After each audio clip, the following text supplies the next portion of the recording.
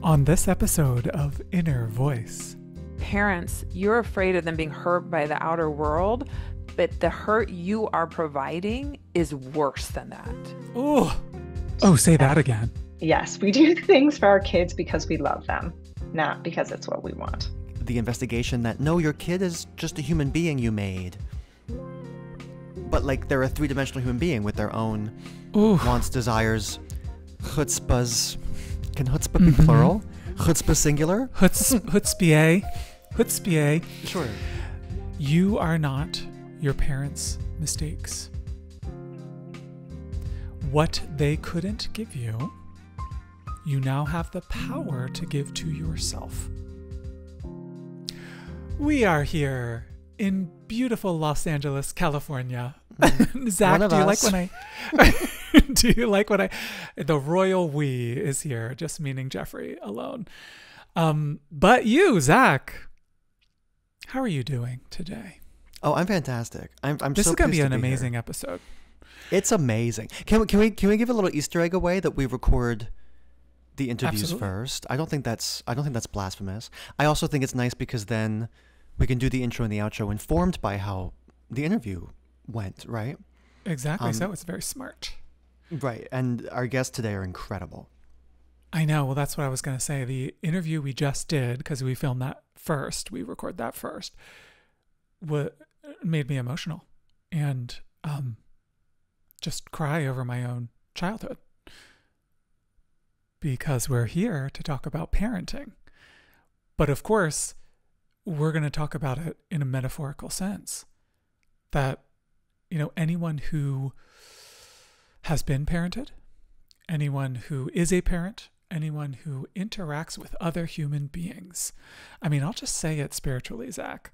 For some people act like children. And no, that's actually no offense to children. Some people will get into a dynamic with you where they are in a place that's not the most mature they've ever been. Wasn't that a nice roundabout way to say it? That was very kind. It was very kind. And so the topic of parenting can be very relevant, especially if you're a leader in a community or somebody that is looked to by others. This is a show, I'm Jeffrey, and this is a show to help you rework your inner voice. I have 2 best-selling books. Oprah liked my first book. And I'm a social media star, 3 billion views.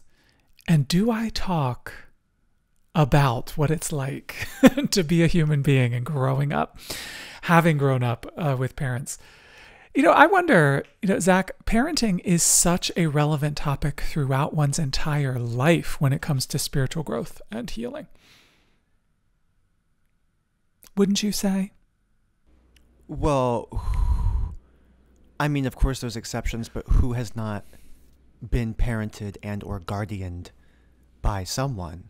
I mean, not to discount any potential realities I'm not thinking of, but everybody is raised by someone in any alternative or traditional capacity. So it's the one thing we all have, and I'm not discounting people in the system, in the foster care system or the shelter system, but there's still an upbringing of some sort, right? It's the thing that we've all lived through, regardless of the mode of it, Yeah, and even if the system is a lack of parenting, I'll say that in the reverse, even if the parenting is done by the system, quote unquote, like a government or fail-safes or whatever, even if the parenting is a lack of parenting, it is something it's a topic that's important and that we all need to face and consider. And that's why our guests are so exciting. Today we get to talk about, how we were parented, how people parent others, reparenting ourselves. We talk about chosen family. We talk about being the cycle breakers in our own lives and in our intergenerational existences. So you can be a cycle breaker without being a parent. You can be the one who was raised in XYZ way, who was supposed to pass on Mishigas, and you refuse to do it. I mean, that is the spiritual path in some ways, and that is the therapeutic path if people are growing and changing. And parenting isn't just something you do to young people. It's how you hold yourself and how you hold others. To be an excellent parent is important even for single people, even for people that don't have their parents in their lives anymore, even for people who without children. To be a good parent, it's a set of skills we all need. The people who raised you don't get to define you. You get to do that definition yourself. And I'll tell you, I was so excited by the interview because we talk about exactly that. How to love. It was such a rich discussion for me, Zach. How to love a child for themselves and not imprint your own, needs, wants. What are people going to think of me as a parent, onto a child? Right. And as our lovely listeners will see, I mean, there's some transgender specificity to the conversation because they both have trans kids, and it was such an opportune guest for us, who neither of us shy away from our alphabet mafia identities, but it's so general too. I mean, so many people who mean well feel the necessity to imprint their own losses, their own ego onto the child as if it's a young version of themselves. And I think what's so beautiful about the discussion today is the discovery and or like the investigation that no, your kid is just a human being you made. But like they're a three-dimensional human being with their own wants, desires, chutzpahs. Can chutzpah be plural? Chutzpah singular? Chutzpah. Sure. They, I'll just speak from my own experience. My dad had the wherewithal later in life, right, to say I was concerned about what other parents would think of me because you were queer. That somehow being LGBTQ or raising a child, that it was somehow a parent's job to not raise an LGBTQ child. That was somehow job number one. And to be able to speak to two parents who are not doing that today, who are really vibrant, beautiful, wonderful people, but also are not going down that path. What a healing conversation. Well, let's launch right in, huh? You want to introduce our lovely humans? I do. We're doing something a little different because we have two guests at the same time. It's an abundance of guests. So sometimes we hear from our lovely community, sometimes we hear from celebrities, experts, and these two vibrant human beings are experts in being beautiful parents. And you'll see that we have a bit of tug of war in the interview, but I love them. And they have their own podcast called Transparently Speaking, where they speak from the heart. And it is a podcast about parenting trans kids. And almost every episode breaks my heart open with beauty. And I can't wait for you all to hear our beautiful conversation. I would love to welcome Diana and Joy. We're lucky enough to have two guests at the same time. Thank you both. Thank you both for coming and for being a part of our discussion today. I wanted to speak to both of you because it occurs to me that parents are often in what I would call a middle position.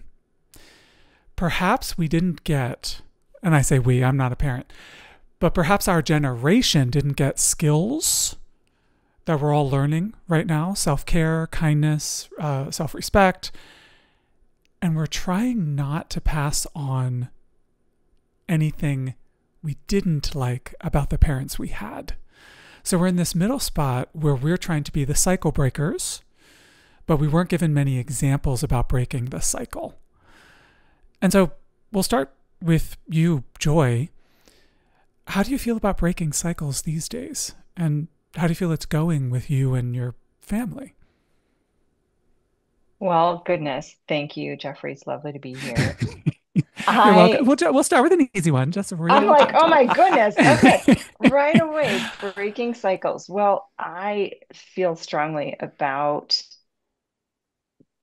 trying to be my best self, which means trying to be my best parent. So I am a mom of three, and wow, parenting is really hard. And I wasn't necessarily a fan of some of my parenting, to your point. I think that's maybe a common Mm. experience for many of us. And to be honest, though, I don't think I had a lot of self-awareness about it until I became a professional coach. So this coach experience has really helped me gain some self-awareness and a lot of Oh, intentionality. may I ask you directly about that? Of course. What's the correlation? Being a coach is kind of like being a parent is kind of like being a coach, kind of like that. I think the correlation for me is in becoming a coach and doing my own self-awareness journey and needing to do a lot of self-management. And I have also needed to be really intentional about how I show up for clients, which has made me much more intentional about how I show up for my family and for my kids and for everybody else around me. Okay, good. Um, Diana, how are you showing up for your family? Very intentionally. I always have, and I think for me, Mm, a little different is when I was growing up. I remember taking notes. My my parents would be like, "I'm never doing that. I'm never doing that." I can't truly. say that. I can't say that I remember every single thing, but I do remember a lot of the feelings. So when I became a parent, I had thought about where I was now as an adult and those things, what I would and wouldn't do. And so I think it's helped me because it wasn't just a matter, I don't like that. It was like, why don't I like that? Well, because it dismisses my voice. And I think that's something I experienced a lot as a child and probably not unique to my generation of, kids are seen and not heard type of thing and parents know better. And so that has affected the way I show up with my kids that I know that they have insights into themselves and into their lives. I let them be the experts. For example, in school, I'm not in school with them. I may have the experience of a long-term picture of education, but I don't know what it's like to be in school. So if they say, I don't want you to speak out, mom, because that's not safe, I believe them. I might have a conversation with them about it, tell me more, but I don't dismiss their voice. I want their voice to be have a space at our table. And to me, that speaks of a process that you want to bring to parenting. So we can talk about the nuts and bolts for both of you, do this, don't do this, or I have this style, I don't have this style. But when I was studying at the monastery, my teacher would say it's not what, it's how. And you're talking about a matter of respect, a matter of trust in self-awareness for the child. Is that what you meant? Correct. Yes. Yeah. And so can you say a couple more, Diana, just a couple more ways that looks in your parenting? Sure. I think when I've had a conflict with my kids, which I'm going to have, I often reflect on it afterwards. Like, how did I show up? How did they show up? How would I do it differently if I were to do it again? These are the so my process is I often ask these questions is if I had to do it again, would I do it differently? Because sometimes the Mm. answer is no, I wouldn't. But and then if it's, I wouldn't, why not? So that I like my reasons. If it is, I would change it, then what would I do differently? And then how do I use that knowledge going forward? Yes. Yeah. And so this next question's for both of you, but we'll start with Joy. What was most surprising about being a parent, specifically of a trans kid? And through that process, if you can tell us what you learned about yourself from them. Oh my gosh, well, I continue to learn so much from them. And specifically, if you're asking, what have I learned about myself? through them, I think I didn't realize how much of an impact being a parent really has on me and as part of my identity. And I say that because I gave birth to what I believe to be three boys. And that was part of my identity. I was this mom of three boys. And say 5 years into that experience and to that identity, all of a sudden that identity is changing. And that felt challenging to go through and to rediscover what does it mean now to be a parent of a transgender kid. And not Mm. only and not only being a parent of a transgender kid, but being a parent of a transgender kid that doesn't themselves necessarily want to present or identify as transgender. So it became a part of my identity that I couldn't share necessarily. It became something that we chose as a family to maintain with privacy because that was my kid's preference. And so I continue to learn and navigate that space. I think that's probably the biggest insight or the biggest kind of surprise that I continue to navigate on this journey. Yeah, I'd love for you to say a little bit more about that. So, especially the part of how it affected you, that you then couldn't be. Uh, so, here's my projection onto what you were saying, that there was a part of you, at least, that wanted to be the out and proud parent who was fighting for your kid. And then the kid comes around and says, "Ooh, no, that's not what I want." So tell me about that personal, for lack of a better word, transition for you in coming to terms with choosing what your kid was saying over choosing something that was an impulse within you. Yes, I think that you nailed it on the head. And not just an impulse, but a desire, right? I want to Mm. be a visible advocate, an ally. And my kid is basically asking me not to. And that's really hard. It's really hard. And this is, as I experiencing it, one of the many things about parenting that's hard. We do things for our kids because we love them, not because it's what we want. And Oh, say that that, again. yes, we do things for our kids because we love them, not because it's what we want. You have more to say. I have plenty to say on that, but you first. No, I think that that's hard. It's hard Mm. and it's intentional, right? To make those choices. Yeah. So a lot of parents I witness, and my own experience of my childhood was that I was some kind of, at least for a long time, some kind of extension of their own ego. That who I was, what I was doing was a reflection on them, was somehow, you know, the family, don't air the family's dirty laundry, that kind of stuff. And that to me made it very difficult for me to grow as a human being and become my own person. So kudos to you for taking a different path and realizing that you would want to do things for the love of your child. And I am no saint, Jeffrey. So I find Oh, myself sure you guilty. are.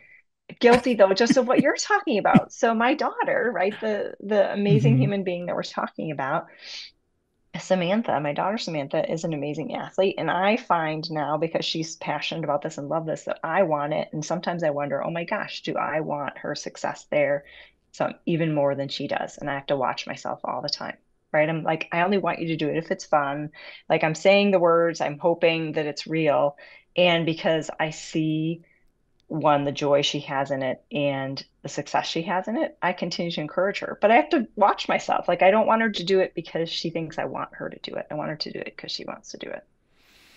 I mean, it's a very delicate balance to be constantly watching out for, overstepping and forcing, and sort of too intentionally guiding the child versus just abundantly loving and encouraging anything that the kid is into.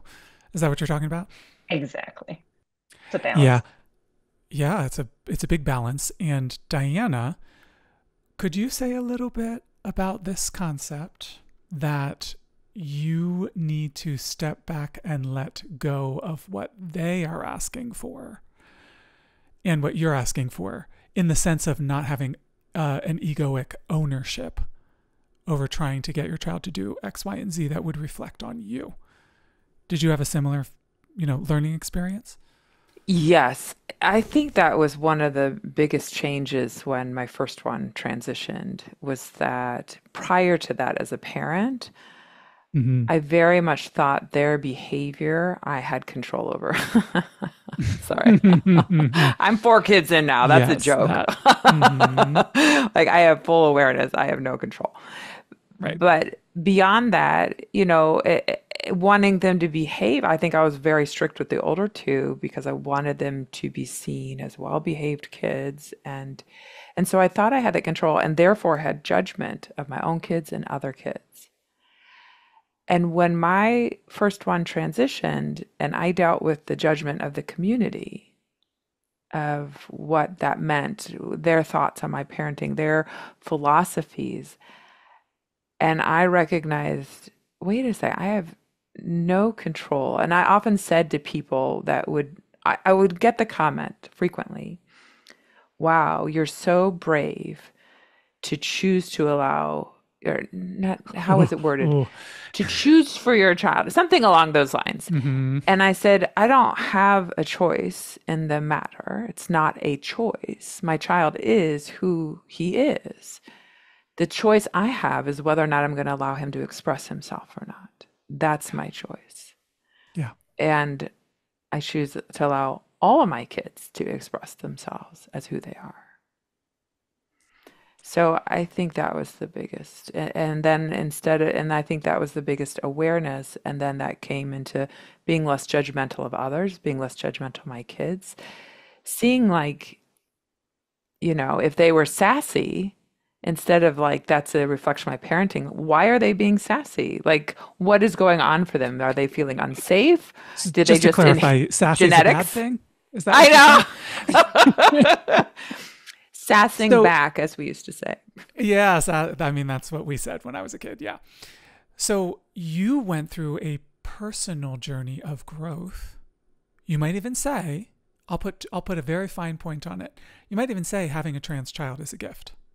100%. You might even say that it allows you space to grow, like an EKG. Like sometimes sometimes we hit the mark, sometimes we don't. But there's this arc toward even learning more about yourself and being a parent and how to live a full life. Yes, those were some of my notes to that original question you asked, Joy, is what's surprising as a parent is to see the superpower it is for my child to be children, I have two, to be transgender, because I see how non-judgmental they are of the world because of what they've been through, how compassionate they are to others. They're not afraid of people who are different than they are.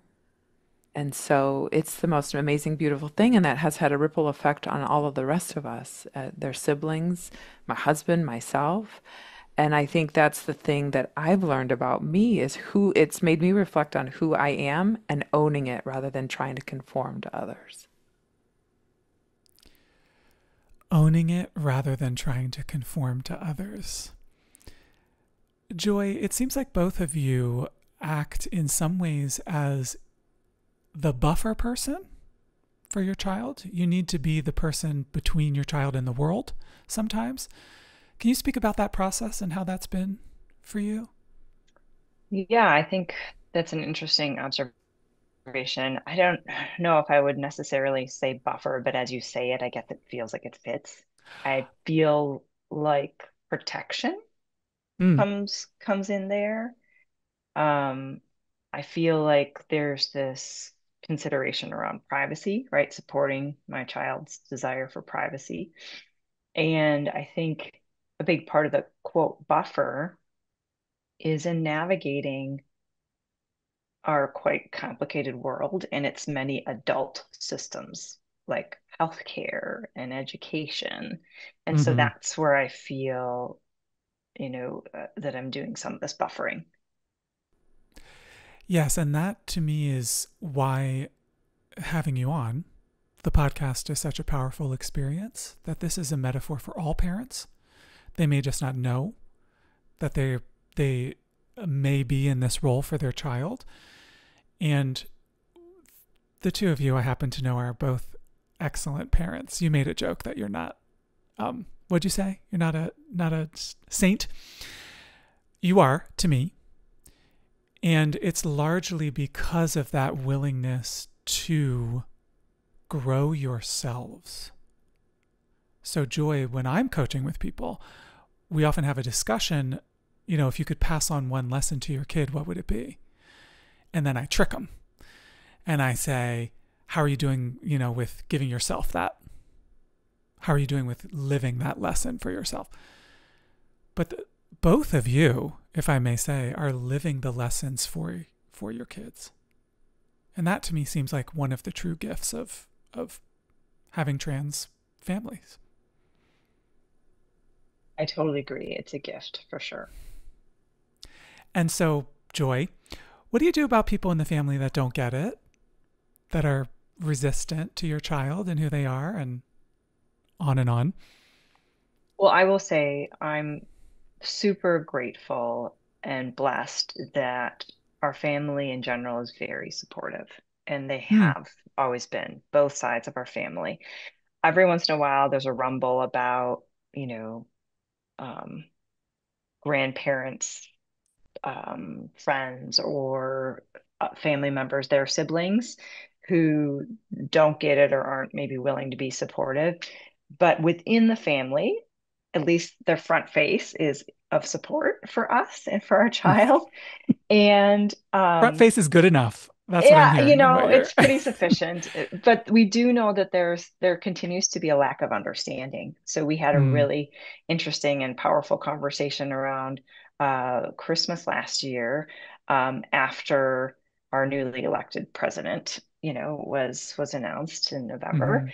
And our concern, my husband and I both were like, who voted for him? Like, in our family, who do we need to be having conversations with? Because if they voted for him, they definitely don't get it, right? And so that's been part of how we're handling people in our life, is with more education, trying to help them understand how some of these choices, or the implications of politics in our world right now, which is terrifying. But that's what we're doing to continue moving the needle. Sure. I've said many times, I could not imagine being a young person right now, let alone being a young LGBTQ or trans person at the moment. Diana, do you want to share a little bit about how you've been navigating that space too as a parent? Yes. Sorry, that was a little emotional to hear you say that, it's hard to imagine our kids in this time. But can I say some more? I'll make you cry some more. I grew up with Ronald Reagan, with George W. Bush, people that were not very kind to LGBTQs from the White House. But to me, in some ways, this era seems would be much more difficult on a young person. And that is shocking to me, growing up in the 80s and 90s, when I literally had no one to talk to, and people didn't conceive of trans lives and trans souls the way they do today. I just, my heart goes out to all young people right now. Yes. So, okay, your original question is getting it.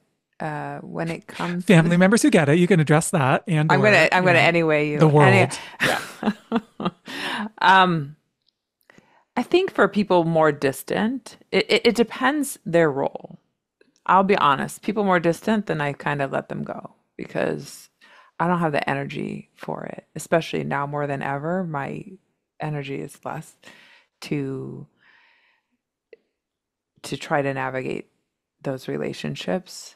And it depends how close they are. It also depends how open they display. So when they demonstrate they're, quote, not getting it, then I tend to be a bit outspoken. So I will say something to them about it. And then how that plays out will depend whether I continue that relationship or not. Are they interested in learning? Are they Do they show any remorse for any pain that was created by what they said? When it comes to family, I'm fortunate to be similar to Joy in that our family has been supportive overall. I will admit at the beginning, my mom stopped speaking to me both times. So I mentioned I have two kids that are transgender. With each time, she stopped speaking to me for a My few months. goodness. I know. Please don't forget where you're about to go. Okay. But there didn't seem to be a learning experience from the first time. Is that what you mean to imply? Meaning, like, if for it to happen once, I mean, and go through the rigmarole of it, happening once, but then to come back around again and make that same choice twice, that seems like a lot. It was actually worse the second time. Mm. Because first time, she didn't say as much to me about her thoughts on it. The second time, she had a She lot to say about my let it rip. parenting. Yeah. Mhm. And I think sometimes with certain family members, there is a difference between tolerance and acceptance. For my mom, I think for my older one, she has reached acceptance for sure. And she's outspoken. She posts on social media her support for the transgender community and the whole LGBTQ plus community. So I'll give her credit for that. But there are other members that I feel like they tolerate, not necessarily accept. Like, oh, I don't even want to use this language because I hate this language and I don't want it to be repeated, but it is the feeling of, oh, that child thinks they are a boy. Mm. And I can Mm. see how, because we have a lot of Blah. Uh-huh. a lot of my nibblings are boys. So I can Mm. see how my and I have 4 kids and some of them are boys. So I can see how my 2 kids that are transgender get treated differently than their cousins or siblings. Yeah, I have to commend you both. I mean, this is just going to be like a fest of me saying thank you. Because as you know, I didn't have the best parents or parents that necessarily got it when I was growing up. So to hear from you is really just stellar and healing for me. The consistent and constant obsession, and I'll ask you about this, Joy. Obsession with trans people being fake permeates so much of our culture, even down to the language that's used. Saying trans people identify as, but cis people don't identify as, they just are, right? Just as an example. And to give your kids space to be authentic and be who they are and grow in the best way possible is really amazing. So what's your response, Joy? What do you think about being amazing? How's it been for you? I ask the hard-hitting journalism questions right here. I mean, I'm loving the shower of love that you're giving me, and I'd love to accept some version of some of the things I do are amazing. Awesome. I love that. And I'm not always amazing, but I'm so glad that my husband and I have been on the same page early in this journey, and doing it together is key. I just want to say, like, parenting is hard for everybody. And I feel like, especially in this environment, parenting a transgender youth is just so extra hard. And so I couldn't do it alone. And I'm Mm. grateful not only for my husband and our families, but for people like Diana and for people like you, Jeffrey. And I think without the encouragement and support um, that we have, it, I wouldn't be able to do it. So thank you. How dare you? How dare you semi-accept a compliment and then transmogrify it over into complimenting other people? How dare you on my podcast? I'll let it go. I'll accept. It's acceptable. What would if I was the judge on Law and Order? It's like sustained, but watch out. Watch yourself. Isn't that what they always say? Be careful. Diana, would you like to talk about that compliment? Letting your kid have space to be fully themselves in a world that's like, by the way, just denigrates young people in general, that they don't know what they're doing. They don't, their experience isn't right. I know better than you, all that stuff. But when you add to that that you have a trans child, it must be your family is, well, I'll let you say what most people's reactions are. But do you have some thoughts on that? Yes, I have a lot of thoughts, but I don't know where to begin. I gave So you as 18 things you could talk about. I guess I'll start with the last part. What people think, I don't know what people think. I don't know that they necessarily directly tell us. Mm, I have some assumptions based on, I think people think we're crazy. I think sometimes it's hard for me to mention that I have two transgender kids because I must be doing something wrong. And let me finish that sentence. I must be doing something wrong is the comment, or and then especially if they know that I I educate on gender, then it's like, oh, she knows the secret formula, right? But yeah. it has changed how I show up in public. Like the minute my first one transitioned, I'm a bit feisty, to be honest with you. And so when that first one transitioned, I thought, oh, you got to hold yourself in check in public because everyone's going to think you're crazy and that you're the reason your child's transgender. So I all of a sudden became this very calm exterior. And I have the calmness in me, but it's like feisty had to go away in public. You had to know me well to see the feistiness, but otherwise it had to be calm, agreeable, yes, tell me more type person. So I think that's some of it. But Wait, tell me more. Tell me more about your bigotry. Is that what you're saying? This calm tell demeanor? me more about why do you think whatever it is, or I think I have a conversation. This wasn't bigotry, but I remember when somebody learned about my child when they first transitioned, they're like, "So he likes girls?" And it was like, because they that confusion of sexual orientation and gender Mm-hmm. identity. For sure. And to be clear, he was 7 years old. And Mm-hmm. I was like, um, I don't know who he likes. Transgender people can be gay, pansexual, straight, all the things. So, All the and he's things. 7. And so I have no idea right now. This is just about who he is. So there's a lot of education, but taking it in that, like, and I don't regret it, meeting people where they are, because I think that approach has helped plant seeds, maybe even changed a few people, maybe. But Ah, more, yes. Catch more flies with honey there you than go. with vinegar.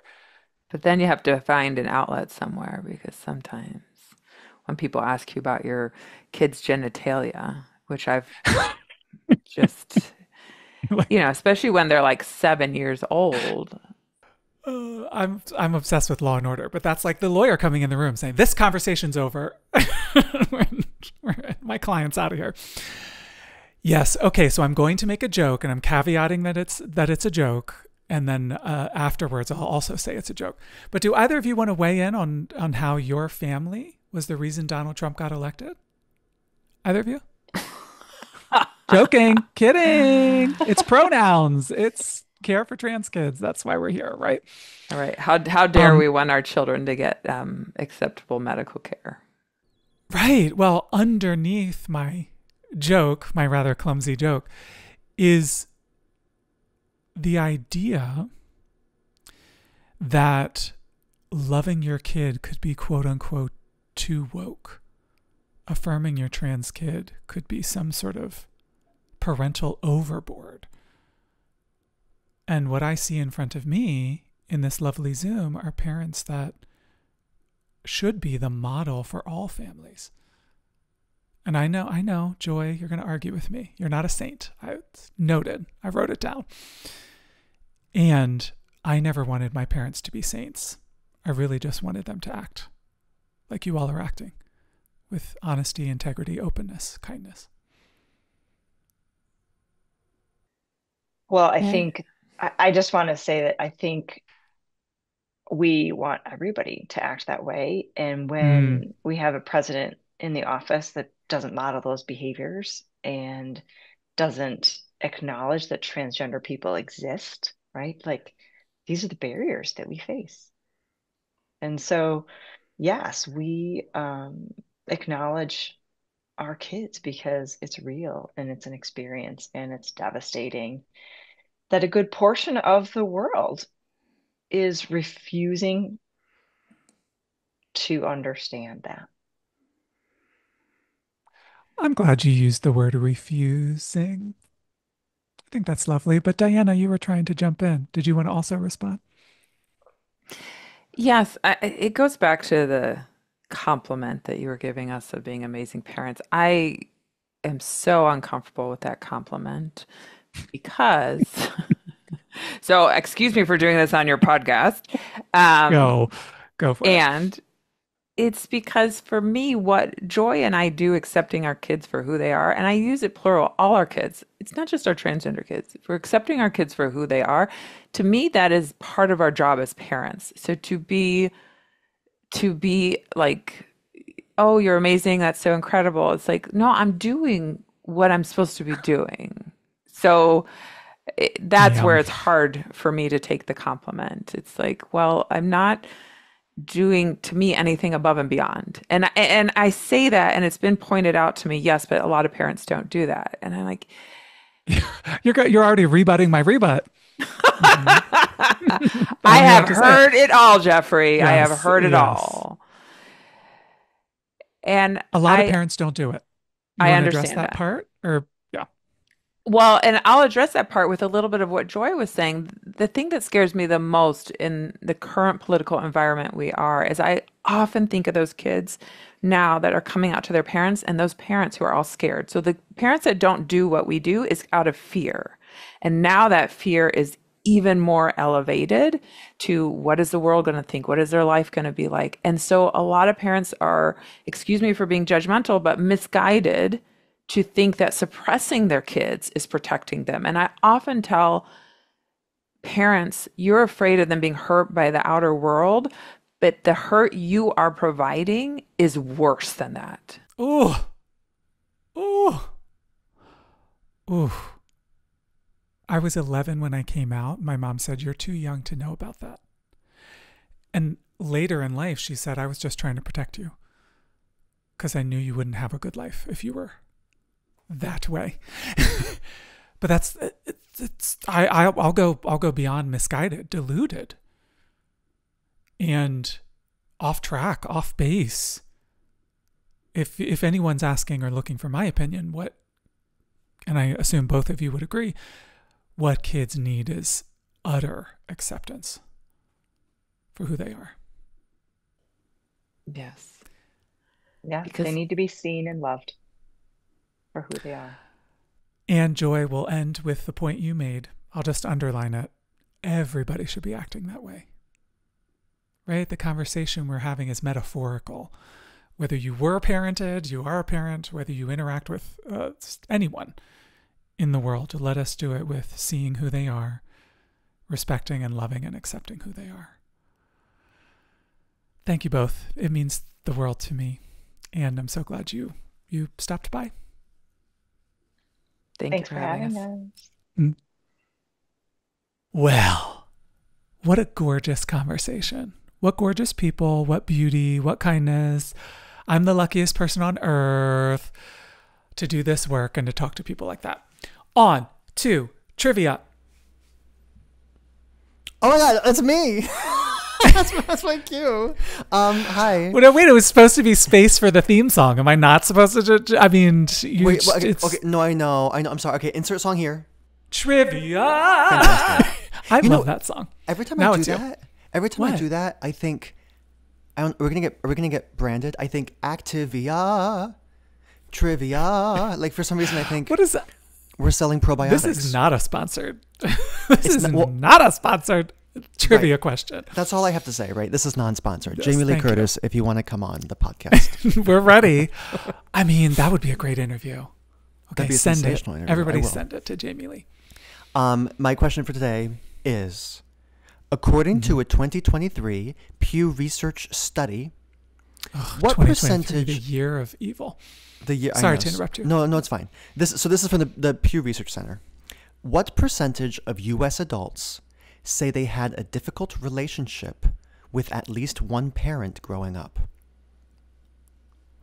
Okay, this one's an interesting one because the true number and that word say that it happened to them, I think it's two different numbers. So let me go with the face of the question. How many adults say they had a difficult relationship with at least one parent? 60. Okay.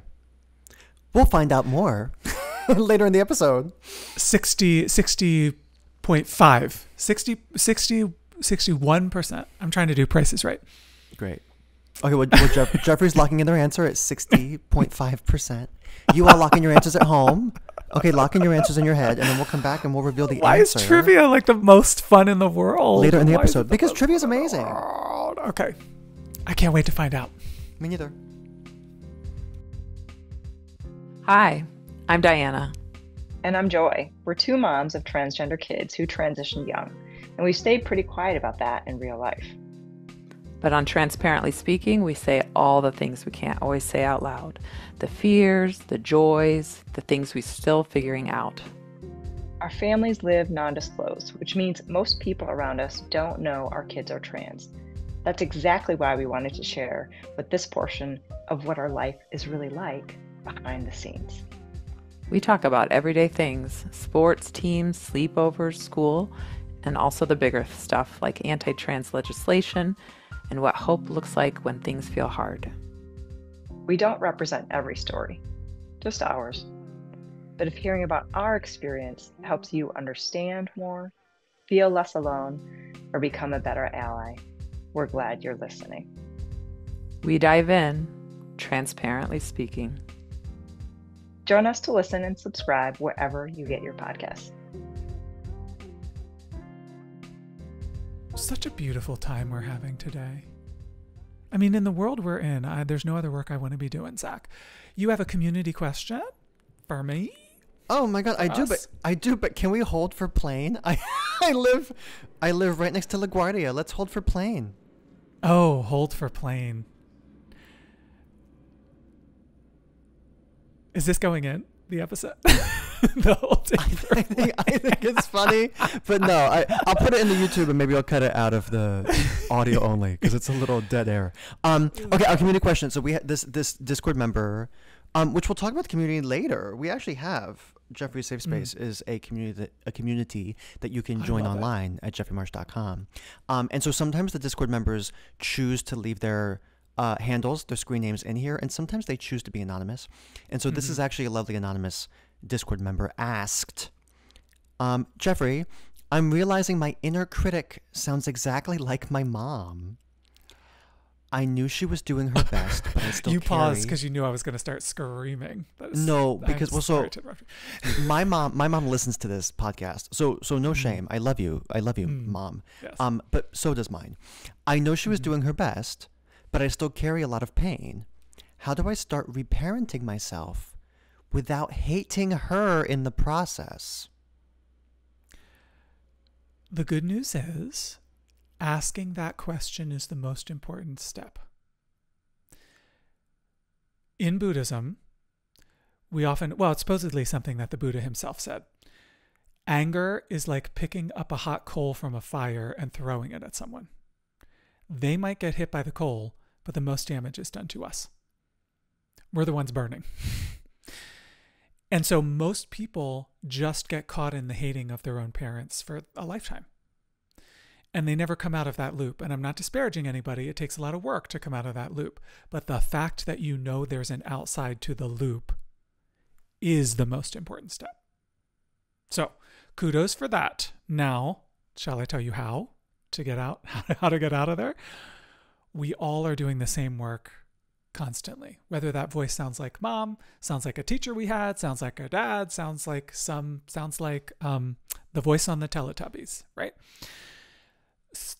That was a deep cut.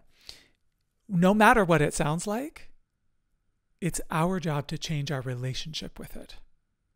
And I'll tell you the truest tea, you're probably not going to get rid of it. So it is, in essence, knowing it's there and acting anyway. Knowing it's there and having your beautiful life anyway, regardless of who it sounds like. Try not to get caught up on that part. Because, I mean, it just makes logical sense that it would sound like whoever our caregiver was who installed that information in us. Hey, you know that advice you give your best friend? The one that lifts them up, reminds them of their worth, and helps them keep going?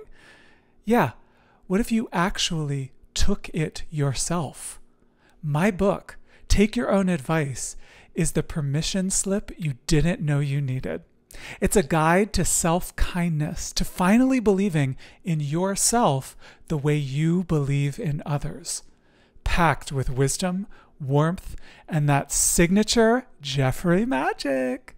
This book is like a cozy chat with me or one of your most supportive friends.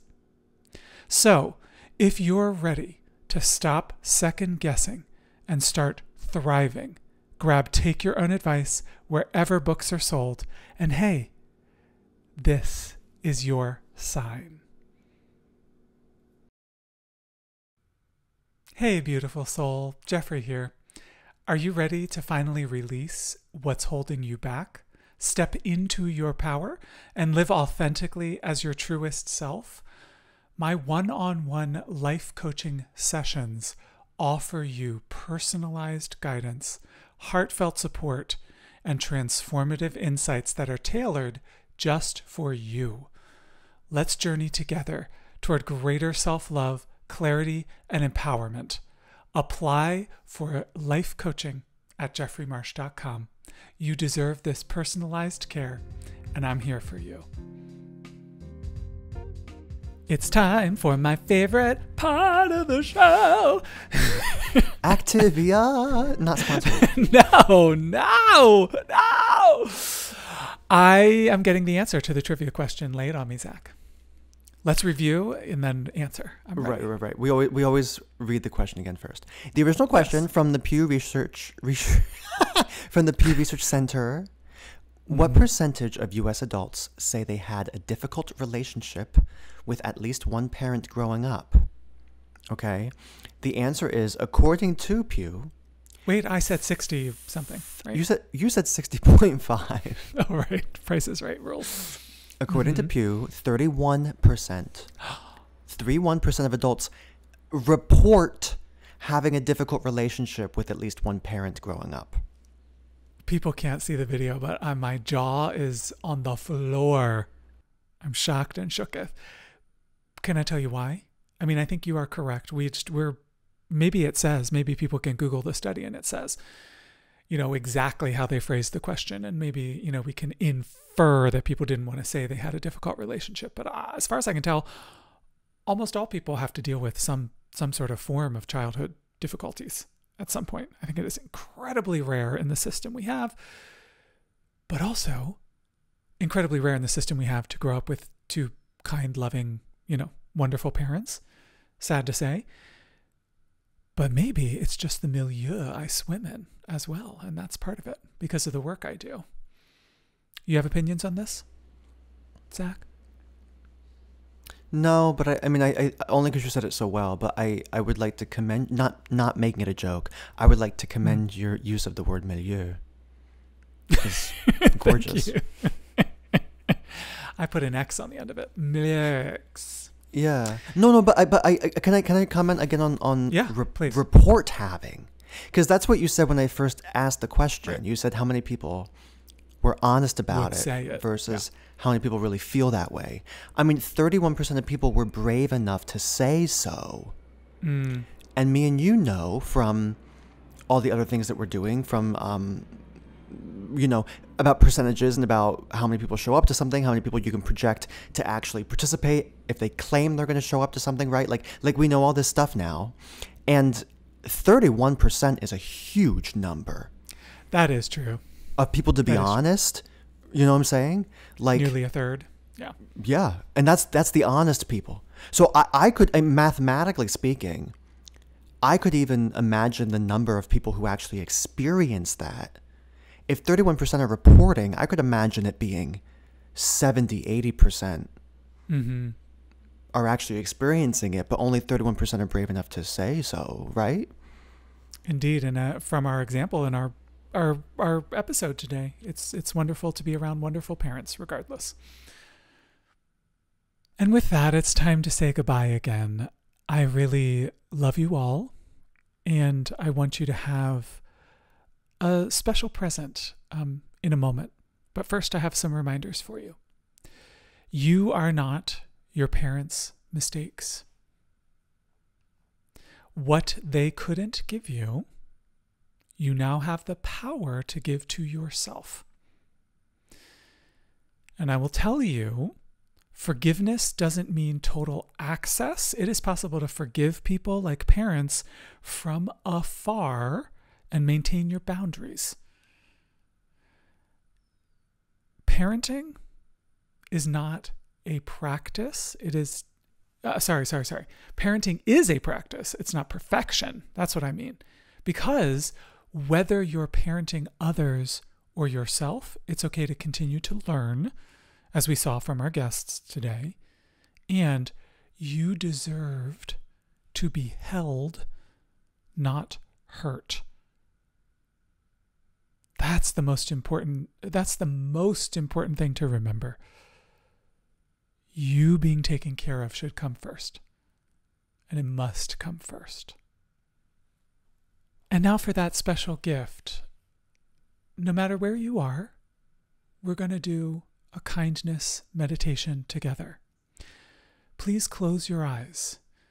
If you're in a space or you're driving, you're somewhere where you can't close your eyes, or you don't feel safe closing your eyes, just glance down, give yourself some space, and bring your attention inward. It's okay to keep walking, folding the laundry, but please take some nice, long, deep breaths. Doing this work is not easy. And I'd like you to join me in a mantra. Let's repeat to ourselves as you're breathing in this safe, kind space. It's okay to feel whatever I'm feeling. Take some deep breaths and repeat with me. It's okay to feel whatever I'm feeling.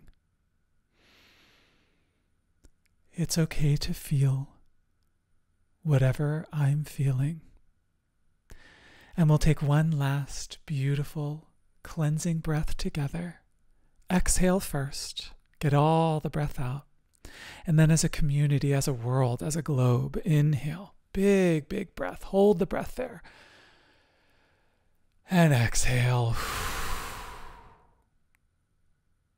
Open your eyes. Come back to the world. Live your life. And be in love. Bye for now. This has been Inner Voice with Jeffrey Marsh. Today's episode was produced by Zach Latino. If you're ready to go deeper, transform your life, and experience personalized support, my one-on-one coaching sessions can be applied for at jeffreymarsh.com. Know someone perfect for Inner Voice? Send them our way. Have them visit jeffreymarsh.com to sign up for our exclusive online community, and we'll reach out if their inquiry aligns with an upcoming episode. Remember, you are worthy exactly as you are. See you next time.